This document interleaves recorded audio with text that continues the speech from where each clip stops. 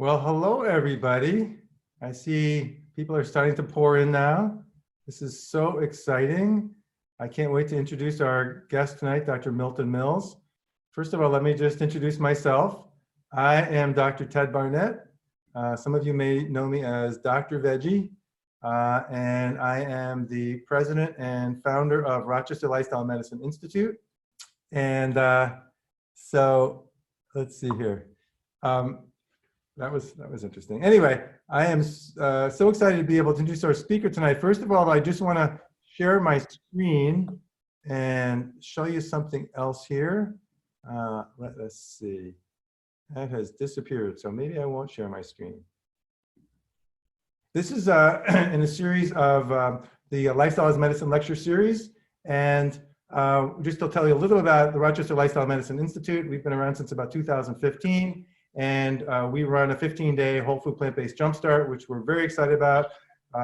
When we got hit by COVID, we had to stop doing it in our office. We had about 400 people doing it at our office at one point, with 24 patients coming in at a time, and obviously we had to stop that. So now we do it entirely via Zoom. So you think I'd be better at Zoom than I am now, but we have now delivered this to about people in 25 different states and a couple of Canadian provinces. So that's us. If you're interested, please take a look at our website for more about that. Let me just tell you about Dr. Milton Mills, our speaker tonight. He is Dr. Milton Mills, MD, is a Black physician who has worked with the Physicians Committee for Responsible Medicine to redress racial inequities in dietary recommendations. Dr. Mills is an intensivist, which is otherwise known as a critical care or ICU physician. He's actively practicing in the Washington, D.C. area. He speaks on a wide variety of topics, including the microbiome, the connection between diet and cancer, human anatomy and plant-based diet, and what the Bible has to say about diet, as well as connections between the civil rights movement and veganism. Dr. Mills' insights into the legacy of racism and its impact on the health of communities of color is an extremely important topic, and I'm so excited that you're all here to listen to him and see his wonderful presentation. And this event is co-sponsored between Rochester Lifestyle Medicine Institute and the Rochester Area Vegan Society. So there's Dr. Mills. He's now become visible to you all. And Milton, I'll turn it over to you. Welcome. Thank you, Ted. It's a pleasure to be here. And thank you for inviting me again. I'm especially glad, moved, and I would say touched that the Rochester Vegan Society felt strongly enough that this was an important topic to address and to cover. And so we're gonna just dive right in. I hope that people will have, some very good questions. I would encourage the listeners to write their questions down, because things will occur to them as we're moving through the talk that they may not remember when we get to the end of the talk, but if they have them written down, they will be able to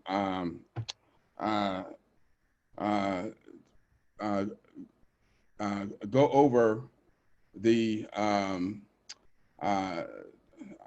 questions when we get to that portion. Milton, if I can interrupt for 1 second, there's a Q&A. There's Q&A that people can type into. So people are familiar with Zoom, type that into the Q&A. You can use the chat if you want, but it's better if you want it answered at the end, please put it in the Q&A and we'll bring that up for us. So Milton, anytime you're ready to share your screen. Okay. All right. So I'm going to hit share and then we'll get started. All right. So I want to start off by saying to everyone that I think to get the most out of this lecture, I want everyone to try and step outside of themselves and outside of their reality, and then try and listen to the information that I'm going to present as objectively and dispassionately as possible.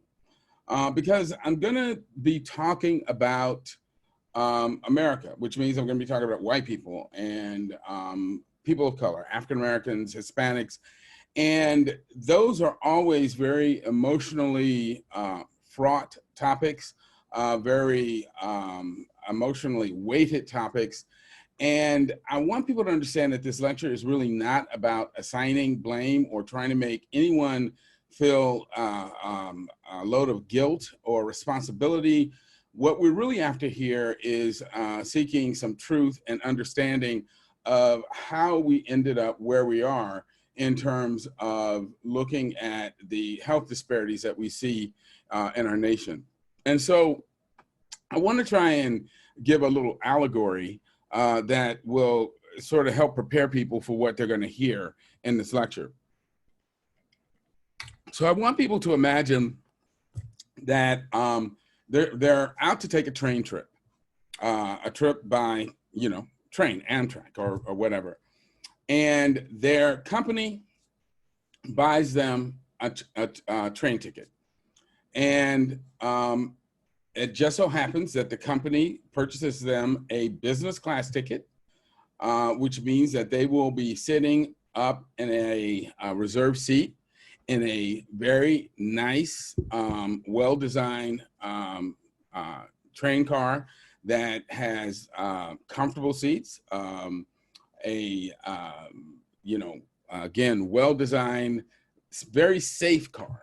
But as you know, if you've traveled by train, as you get further back in the train, you get into the coach section. Those cars aren't as well-designed. They aren't as safe in some respects, and they aren't as comfortable. And you can quickly get into a situation where the people who are traveling in those cars may run out of actual places to seat and may end up with standing room only. And again, it may be that the people who are in coach are there because they didn't have the money to buy a more expensive seat. Maybe their companies couldn't afford to put them in business class. We don't know. People just ended up where they are. And as a result, we are where we are on this train. We start traveling, and a couple hours into our trip, the train derails. And there's a, very violent experience. There's a lot of bumping, a lot of tumbling. And once the train comes to a rest, the people in business class look around and they notice that while they may be, a little bruised, may have an occasional scratch here and there, by and large, they are fairly uninjured. And in fact, when they look around the business class train cars, those cars are still intact. They aren't severely damaged. The roofs are still in place. The people there are doing pretty well. But as they look out the window and look further down the train track, they can see that the coach cars aren't doing nearly as well. Some of the cars have been torn open. They've got rails that have pierced the interior of the cars. Passengers have been ejected. Several of the passengers are bleeding. Some of them are grievously injured. A few of them are dead. And, many of them are just not in good shape at all. So we have a situation where the people in business class are actually doing pretty well. They are still fairly healthy, uninjured, vis-a-vis those down in coach who are pretty severely injured, not doing well, and in a situation where they are not safe. So in that scenario, the people who are uninjured and in a safe setting in business class have what can be thought of as privilege. Now, they didn't ask for that privilege. They didn't plan on having that privilege. They didn't plan on the derailment, neither did the people in coach. And therefore, there's no reason at that point to feel guilty or responsible about the privilege. It just happened that they had that privilege. The question then becomes, what do you do with your privilege? Do you say, wow, hey, I'm pretty good. Let me just scramble out of an open door, an open window, and go on about my business and wait for the first responders to take me home? Or do you get outside the train car and look down the train track and say, I'm glad I'm not injured like the rest of those suckers. They should have purchased a better train ticket. Or do you use your privilege to just stand there and say, oh, those poor people, I really feel sorry for them, but you know, there's not much I can do for them. Or, and hopefully this is the case, you realize, hey, I'm uninjured, I'm healthy, I can use my status, my privilege as a healthy person to go down and help someone who is injured to hopefully save their life or at least put them in a better situation than they are. Now, you're not going to be able to save everyone. You're not going to be able to help everyone, but you can help someone.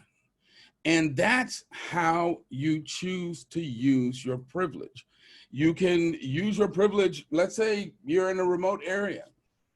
The rescuers can't get to you till sometime tomorrow. You can use your privilege to stand guard over injured patients or passengers to prevent wild animals from coming in and injuring them further overnight. You can render first aid. There are lots of ways you can use your privilege that, again, you didn't ask for, you didn't plan on, but nevertheless, you do have to help those who don't have it. So just kind of keep those concepts in mind as we move through this lecture. So the world that exists today, the world that we see today, can only be understood by looking through the lens of history to discover what events helped shape the reality and the world that we now see.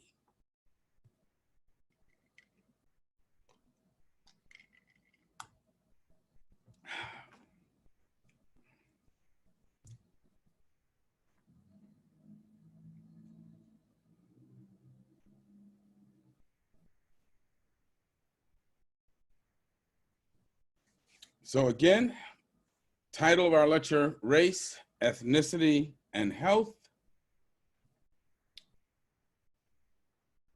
And the impact of historical, racial, and ethnic bias on the health profiles of minority communities. Why is it that we see that almost across the board, communities of color tend to have worse outcomes and more prevalent levels of chronic disease than we see in the white community and more affluent communities? Our goal is expressed by this passage from Proverbs. It says, with all thy getting, get understanding. Proverbs 4:7, and that's what we're after. Well, again, as I said before, we have to look through the lens of history to see how we got to where we are today. And when we do that, we have to start by looking at the history of minority communities in America. So when we look at African Americans, we have to start with the slave trade, because that is how Black people got to the United States by and large. These are pictures from the first ones were from the slave trade. This is that's from slavery. This is from the Jim Crow era.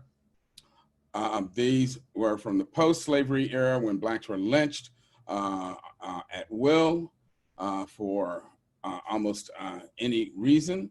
This is from the Civil Rights Movement when white Southerners violently resisted the efforts for Blacks to gain their rights. These are pictures of Native Americans. These are Native Americans from the Southwest. And this is a painting of the Trail of Tears, which we'll talk about. This is the Wounded Knee Massacre from the Dakotas.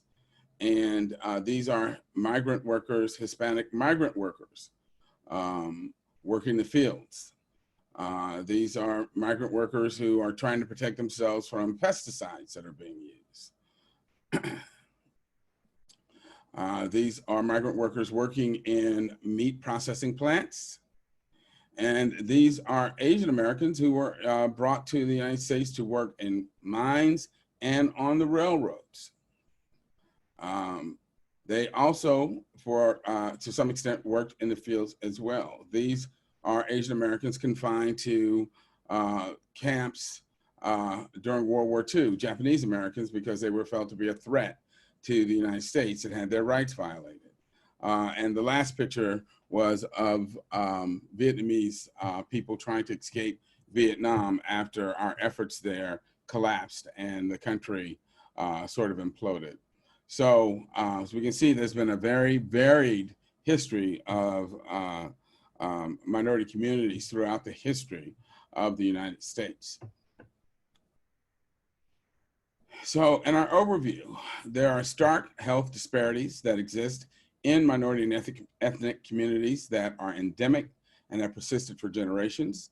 These health disparities are reflected in chronic disease rates that exceed the national average for both adults and children for a variety of diseases. The net effect for many of the members of these communities is that they have a lifetime that can be defined by poor health, limited opportunities for social advancement due to poor health, and ultimately a premature death. The roles that historical and societal racism and racial and ethnic bias play and have played in creating and perpetuating these destructive and intractable health disparities may not be readily apparent to most people, but they are nonetheless very real, very oppressive, onerous, and persistent. When we look historically at how our government has dealt with racial and ethnic communities, we can define a recurring pattern that results in cultural destruction and the destruction of individual and cultural identity by disrupting and/or actively destroying traditional food production and preparation methods and the cultural heritage and identity means, modes, and themes that supported these practices, thus rendering the members of these communities dependent on the government for handouts, and then the government gives them food, which ultimately results in disease. So what are some of these health disparities? Well, looking at the African-American community, it is estimated that African-American woman is 10 times more likely and an African-American man is 7 times more likely to develop diabetes in his or her lifetime than a Caucasian American. If current trends continue, it's estimated that as many as 50%, that is 1 out of every 2 Hispanic Americans, will develop diabetes in his or her lifetime. The outlook in Native American and Asian American communities is equally stark. And interestingly, while diabetes, type 2 diabetes or adult onset diabetes is typically associated with weight gain and obesity, it turns out that in Asian American communities, Asian Americans develop type 2 diabetes at much lower body weights than Americans of other races, which suggests that they are more genetically susceptible to the problems associated with Western style diets than other ethnic communities. Japanese men and women living in the United States have diabetes rates 4 times higher than those who are living in Japan. It turns out 38% of Latino children between the ages of 2 and 19 are overweight or obese. And we know that 70% of overweight adolescents go on to become overweight adults. Hispanic men have a 45% risk of becoming diabetic, and Hispanic women have a 52.5% risk versus only 27 and 32% respectively relative to Caucasian Americans. This is a graph actually from 2003 data from the National Cardiovascular, showing national cardiovascular disease prevalence. And this comes from the American Heart Association, and it breaks it down by Mexican American, non-Hispanic white, and non-Hispanic Black. And here we see that in terms of ethnic groups, Black men and women have the highest rates of heart disease prevalence of any ethnic group. When it comes to hypertension, the prevalence for the United States on average is 28.6%. However, when you look at African Americans, the prevalence rate for hypertension is 40% overall, and African American men have 2 times the stroke risk of the general population. Moreover, in the Washington, D.C. area, the leading cause of disability in African American men between the ages of 25 and 55 is stroke from untreated hypertension. And then the last peg on this ladder is that African Americans have the highest rates of renal insufficiency that precedes kidney failure and dialysis of any ethnic group in the nation. And again, that is primarily due to untreated severe hypertension. When we look at cancer incidence, again, this is from SEER cancer statistics between 1975 and 2003. This comes from the National Cancer Institute. And once again, we see that African American men are leading the group, and that's probably primarily due to the very high rates of both prostate cancer and colon cancer that we see in African Americans in general, but particularly African American men. And it turns out that African American men have, and African Americans in general, have such high colon cancer rates that whereas the recommendation for your first screening colonoscopy for the general population is to start at age 50, it is going to be recommended that African Americans start their colonoscopy screenings at age 45 or perhaps as early as age 40 if they are felt to have elevated family risk factors.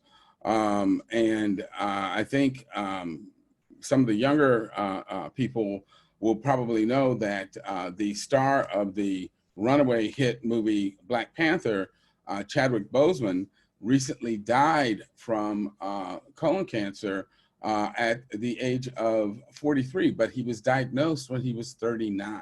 So this is a really, really devastating disease within the African American community.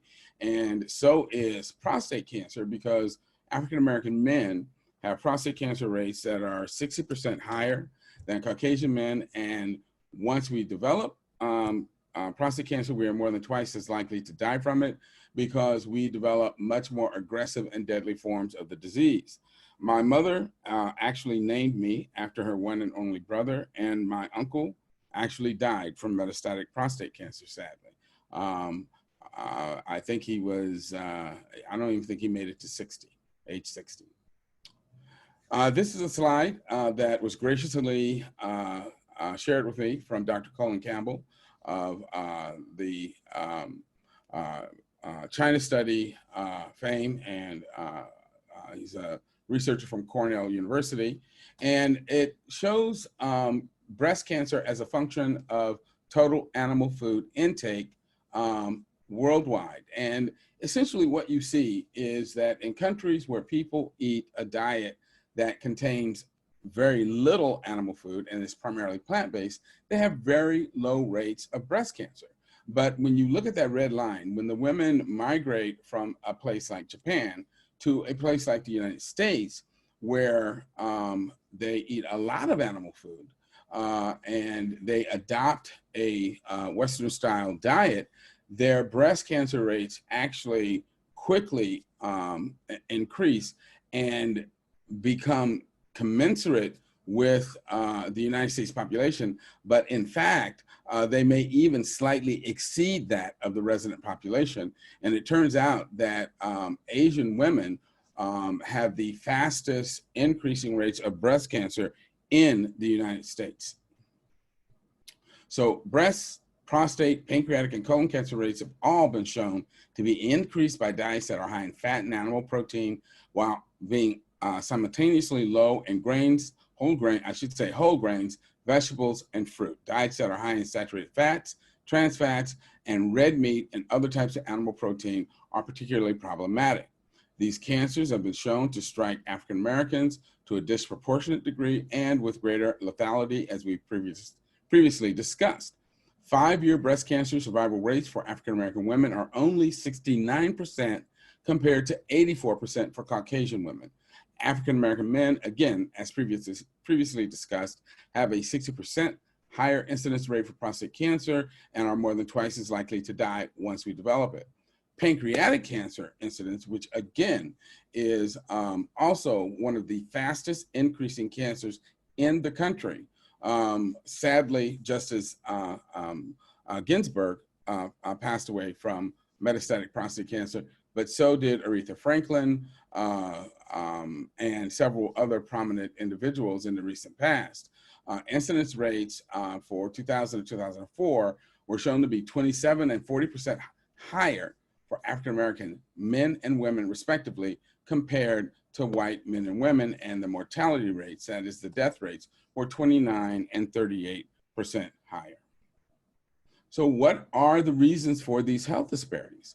Well, it seems that the increased disease risks that we see in Americans of color when they consume a Western-style diet, and that I want to emphasize, when consuming a Western-style diet, is believed to be due to the presence of what are called thrifty gene complexes. Thrifty genes help explain the increased disease susceptibility. Thrifty genes are metabolic genes that conserve energy in the presence of food scarcity. It's hypothesized that these thrifty genes were selected for in groups that habitually or historically consumed a low-fat, energy-dilute, plant-based diet that contained no dairy products and infrequently included small amounts of meat. And that essentially describes the traditional diets of West Africans, of New World Hispanics, of Asian populations. These people and other people from sub-Saharan Africa, they ate a primarily plant-based diet with no dairy that was built around legumes, whole grains, green leafy vegetables, and very little meat. And that also describes the diet of Native Americans as well, contrary to the image that's portrayed by Hollywood of Native Americans running around hunting buffalo all day and all night. They ate a primarily plant-based diet. Thrifty gene complexes have been identified in African Americans, Pima Indians, Hispanic, Asian Americans, and Polynesian and Pacific Islanders. The meat-heavy diets often consumed in African, Asian, and Latin American countries and communities in modern times are not consistent with their historical and traditional diets and reflect the influence and impact of colonization by Western European countries. So before we can truly understand the impact that racism has on someone's health, we have to first understand exactly what racism is. And so to understand why racism exists, we first have to understand why the concept of race was invented in the first place. Because here in America, because we live in a racially sort of defined and race-centered society, racism is as familiar to us as the birds that fly outside our window. And it seems like it's a natural and normal concept, but it really isn't, because the concept of race was really invented by Europeans to justify the slave trade. And to understand why they felt the need to invent this concept of race, which then begat racism, we have to examine the human emotion of disgust. And so what is disgust? Well, current theories of disgust argue that disgust falls into 3 functional domains. But before I even say that, let me explain that humans are born with 6 basic emotions. And these are emotions that we're all born with. And they're happiness, sadness, fear, anger, surprise, and disgust. So these are hardwired into our brains. And disgust has three functional domains. There's pathogen disgust, which concerns itself with things that we eat or ingest. And the idea is it is designed to prevent us from ingesting things that could kill us. Then there's moral disgust. Moral disgust concerns antisocial behaviors and attitudes which can disrupt the social fabric of our society and cause society to break down and lead to our extinction, because we are a social species and we need each other in order to survive. And the third domain is sexual disgust, which is designed to prevent us from unfavorable sexual pairings, which could lead to non-viable offspring. So again, as I said, pathogen disgust protects us from agents or behaviors that represent a proximal and imminent threat to life, limb, and health, and possibly social order. Moral disgust, which is what we're really going to focus on in this lecture, pertains to social transgressions, antisocial behaviors, such as lying, stealing, cheating, meanness, cruelty, and violence towards others. The anti-cruelty and anti-violence aspects are moral disgust are what we are going to focus on. And again, sexual disgust concerns itself with the avoidance of unfavorable sexual pairings that could result in less viable offspring. So that would be things like incest, that feeling you got every time you saw Hugh Hefner with an 18-year-old bimbo.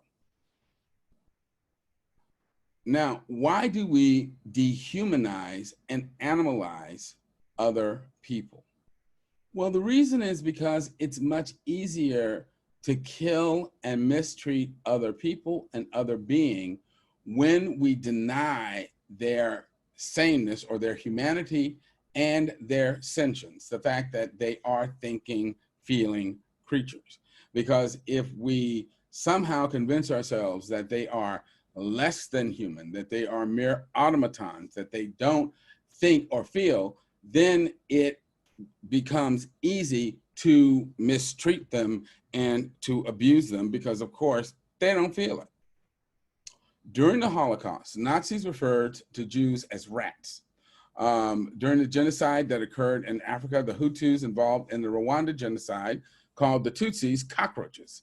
Slave owners throughout history considered slaves subhuman animals. In the book Less Than Human, David Livingstone Smith argues that it is important to define and describe dehumanization when we see it, because it is what opens the door for cruelty and genocide. People do much the same thing to animals when they choose to eat animals. Now, science has shown convincingly that animals are sentient, they have feelings, they have emotions, they also experience grief and loss, and these facts should keep us from continuing to slaughter them wantonly. And that fact was made by a Holocaust survivor, Alex Hershaft. This is a picture of a poster from a lecture he gave where he talked about his experience as a Holocaust survivor and compared it to the brutality of factory farming and made, some very stark parallels. And a little known fact is that when the Nazis got ready to draw up their race laws against the Jews, which were known as the Nuremberg laws, they actually used the Jim Crow laws in the United States, from the United States, the Southern United States, as the reference point for designing their Nuremberg laws. And in fact, Hitler felt that the US was his template, and he had great, quote, respect for the way the US handled their race problem and followed almost to the letter the anti-marriage laws and so forth that Southern states used to subjugate and essentially relegate African Americans to second-class status. But analysis of the human genome established that what we've really always known that all human beings are essentially identical. 99.9% of our DNA is indistinguishable from each other. So race is really a social concept, not a scientific one. That is a quote from J. Craig Venter, who of Celera Genomics, who's one of the scientists who actually participated in the project to sequence the human genome. Now, the US was allegedly founded on the belief that all humans were created equal and had a natural right to life, liberty, and the ownership of property. That's from the Declaration of Independence. And starker hypocrisy one probably cannot find in history. But this is a quote from the book, White Fragility. Quote, "The tension between the noble ideology of equality and the cruel reality of genocide, enslavement, and colonization had to be reconciled. Thomas Jefferson then turned to science. Jefferson suggested that there were natural differences between the races and asked scientists to find them. If science could prove that Black people were naturally and inherently inferior, there would be no contradiction between the professed belief ideals of the founding folks and their actual practices." So you see, as humans, because we have to reconcile our actions with our innate need to feel that we are being morally just, we have to come up with a reason to brutalize and abuse either someone or something. And so when it came to humans, it was because, well, they're really not fully humans. They are less than, they're less intelligent, they need to be controlled and directed by white people. So the idea of racial inferiority was created to justify unequal treatment. Belief in racial inferiority is not what triggered unequal treatment.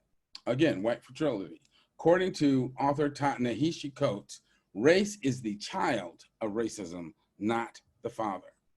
The beneficiaries of slavery, segregation, and mass incarceration have produced racist ideas of people of color being best suited for or deserving slavery, segregation, reservations, illegal status, or the jail cell. Consumers of these racist ideas have been led to believe there is something wrong with people of color and not the policies that enslaved, oppressed, and confined so many people of color. So again, that's from author Ibram Kendi. So again, as white Americans look out at the landscape of this country and they see African Americans, Hispanic Americans, Native Americans suffering from disease, premature death, excessive rates of violence, they conclude, well, there's something wrong with those people. It's them. It's not the society that we created. It's not the laws that have prevented them from fully participating in our society. It's not the racism and brutality we visited on them. No, it's their defectiveness that causes these problems. So really, it's not our fault. We really can't do anything about it. So let's move on. To justify slavery, African Americans were defined as subhuman animals lacking the intellect and moral capacity of white Americans. Then after slavery was abolished, the philosophy and characterization of Blacks were changed. You see, during slavery, Blacks were primarily characterized as these happy-go-lucky, childlike, sort of dumb, animalistic creatures who had to be controlled and directed by their owners in order for them to be used efficiently and get the maximum amount of work out of them. After slavery was made illegal and abolished, there was that loophole in the 13th Amendment that said that people could not be forced into involuntary servitude except as a punishment for breaking the law. Therefore, Blacks were redefined as being violent, lawbreakers, lazy, still intellectually inferior, and later on violent, prone to drug abuse, and therefore had to be locked up and policed relentlessly for the safety of society. Native Americans were characterized as being uncivilized. Now, mind you, they had well-developed cultures, large cities that were beautifully designed, that had existed for thousands of years, yet they were described and characterized as uncivilized, nomadic, vicious, bloodthirsty murderers, savages who had to be exterminated or confined to these marginal reservations in order to ensure the safety of white society. Why? Because when someone came and broke into their home and raped their women, stole their land, and murdered their children, they fought back, which I think most of us would if somebody did that to us today.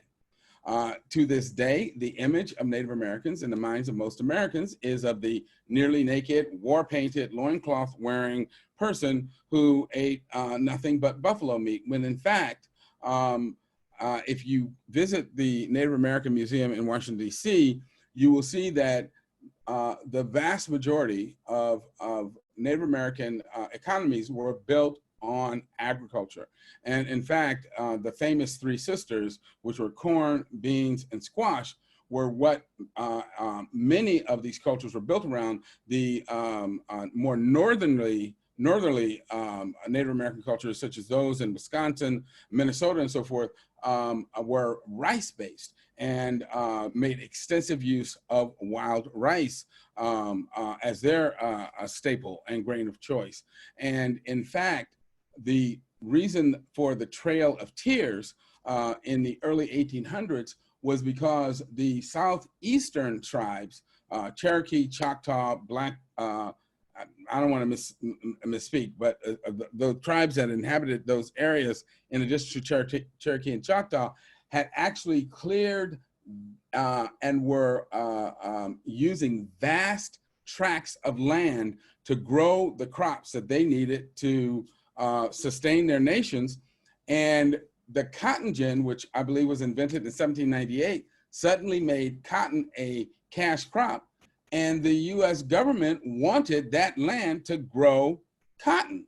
So they force marched these Indian nations off their land, gave that land to Southern planters to turn into the giant slave labor camps that we call plantations, for which they imported slaves from prisoners from Africa, imprisoned them on these slave labor camps and worked them to death, producing cotton.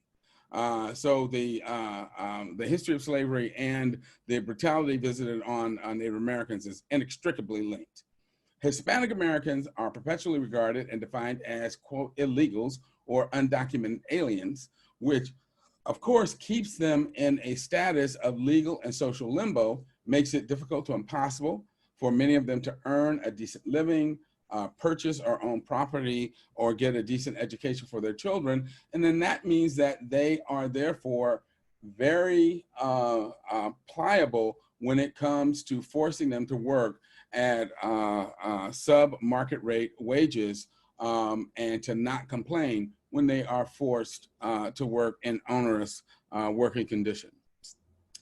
Racism has both individual and society-wide effects. Some of the most destructive effects of systemic and systematic racism and racial profiling is on society's collective view of the target groups and on the individual self-image and self-esteem of the members of these groups. Negative imaging leads to the belief that targeted groups don't deserve or aren't entitled to or aren't even capable of having better health or leading healthy lives. I can't tell you the number of times people have come up to me and said things like, oh, I'm so glad you are talking about plant-based health because, you know, Black people have such terrible diets and they eat so poorly. And I just have to bite my tongue.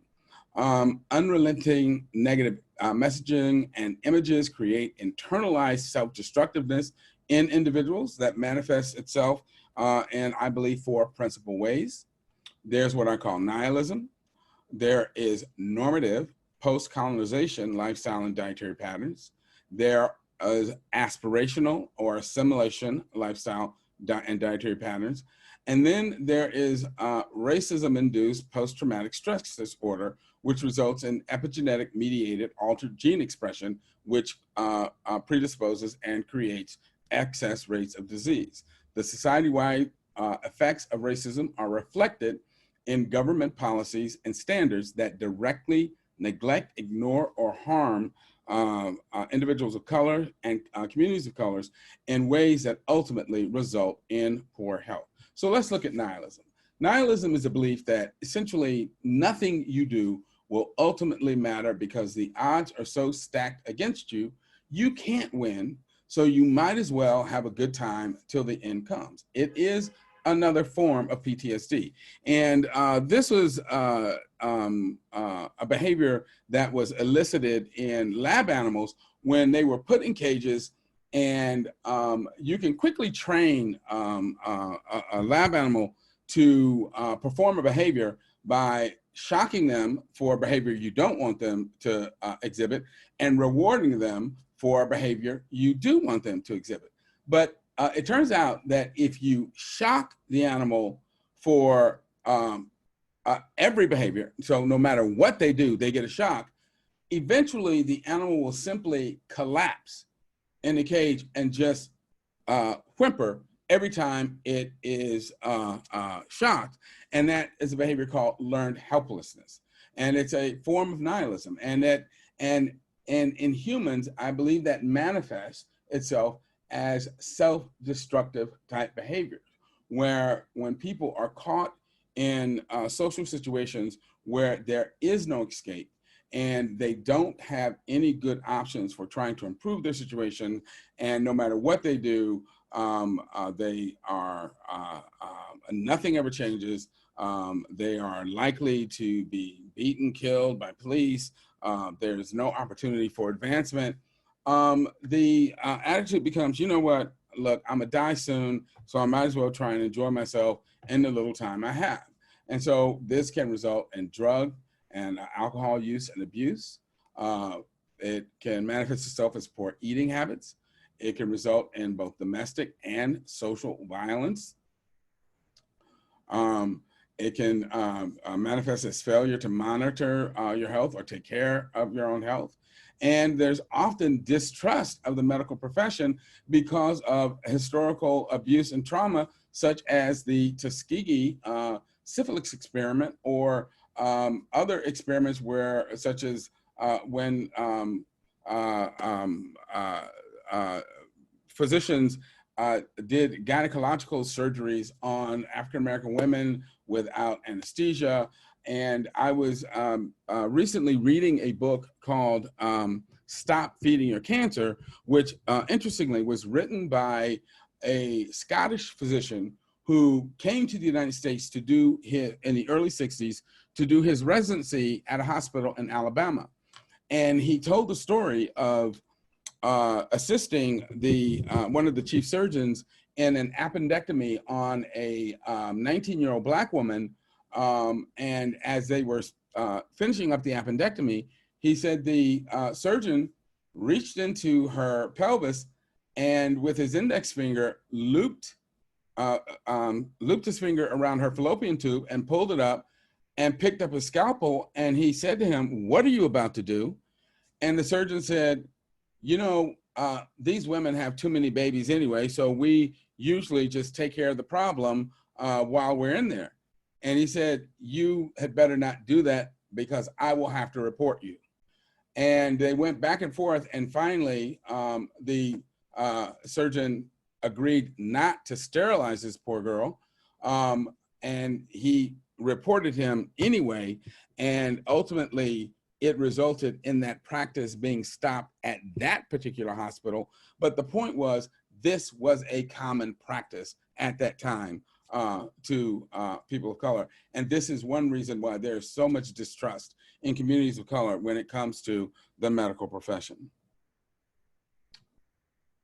So then we have the effects are what I call the normative post-colonization style diets. And again, this is post-colonization, meaning this is not the way people of color traditionally ate in their native lands. This is the way they learned to eat as a result of European colonization. So when you look at African Americans, for instance, you see that what African Americans eat in general is comparable to standard Western style diets in terms of the amount of fat, the total amount of protein, and the amount of calories. African Americans do tend to eat slightly more red meat, processed meats, fried foods, and sugar sweetened beverages because of living in areas where they have less access to fresh fruits, fresh whole grains, and so forth, because they often live in food deserts. And what that results in is that this is a chart showing what can be thought of as pre-diabetes or glucose intolerance, and frank diabetes or non-insulin dependent diabetes in people living in the United States and Great Britain in green versus Black people living in West Africa. And the rates couldn't be more different. In the US and Britain, both the rates of prediabetes and diabetes are off the chart because of what the people are eating, whereas in West Africa, where people are eating their more traditional plant-based diets, the rates are very, very low. Now, so-called soul food is peculiar to the African-American community and typically includes things like chitlins, oxtails, neck bones, pig's feet, and other high-fat, high-salt, and sugar-laden unhealthy foods. And for those of you who don't know, chitlins are pig entrails. The reason they ate this stuff was because they were forced to eat garbage. I left this picture of the mac and cheese up because I had a very humorous experience with one of my patients several years ago when I was talking to him about trying to reduce the amount of fat in his diet. And I was saying, well, you know, you can try and include more pasta and vegetables in your diet. He said, oh, doc, I eat pasta. I love mac and cheese. And I said to him, well, you know, Mr. Smith, macaroni and cheese is not a low-fat food because cheddar cheese is 65% fat by calories, and 75% of that fat is saturated. He's like, oh, that's okay, doc. I put a little vinegar on it, and that cuts the fat. And I said, no, it just gives you vinegar flavor fat. Doesn't cut a thing. But anyway, so we definitely have to educate our patients. But soul food is not soul food. It's plantation food.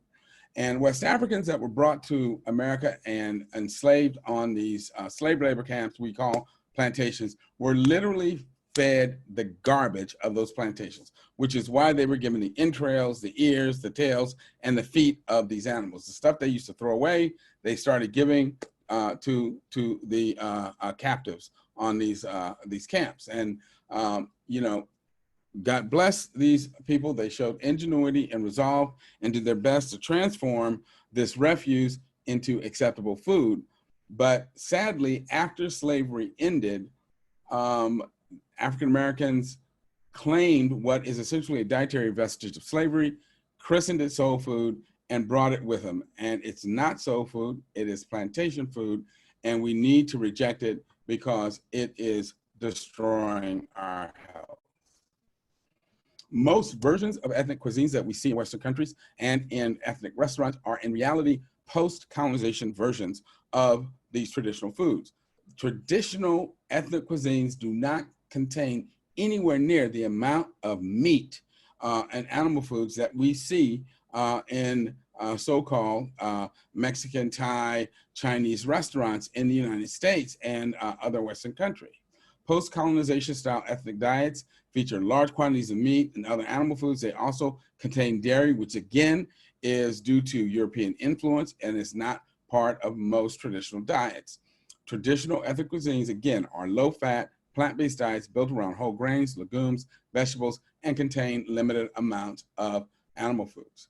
And an equally destructive era is what I call metaphorically attempting to move from the slave quarters to the big house, meaning many people of color attempt to emulate behaviors and dietary practices they perceived to be reflective of the so-called good life or consistent with the culture into which they hope to assimilate.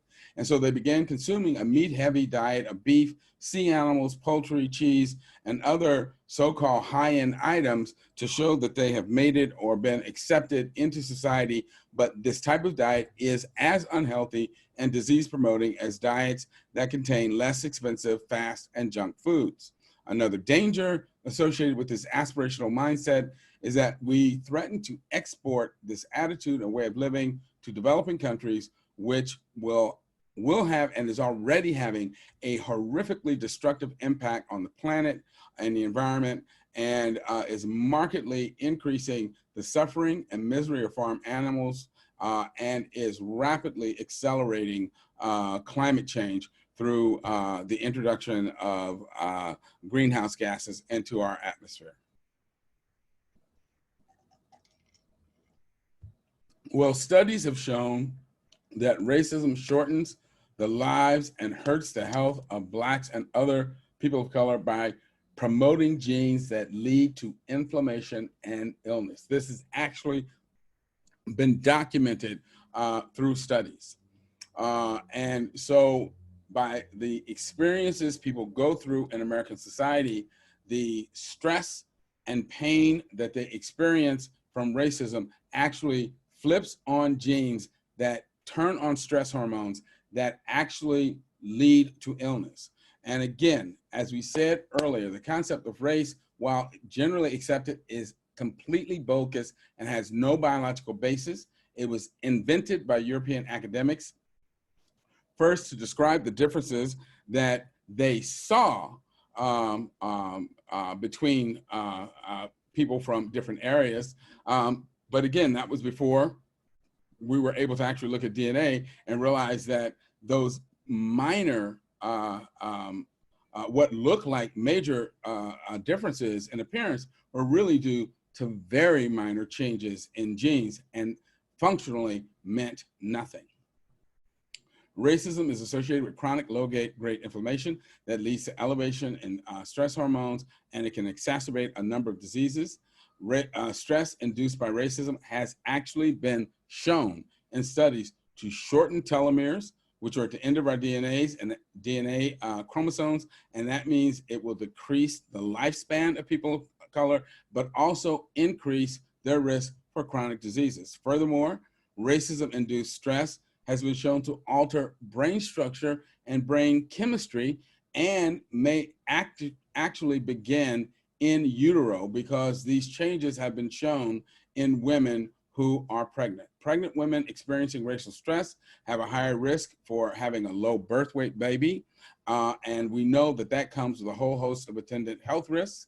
A lifetime of racism and discrimination can lead sufferers to have more chronic diseases and a shortened lifespan.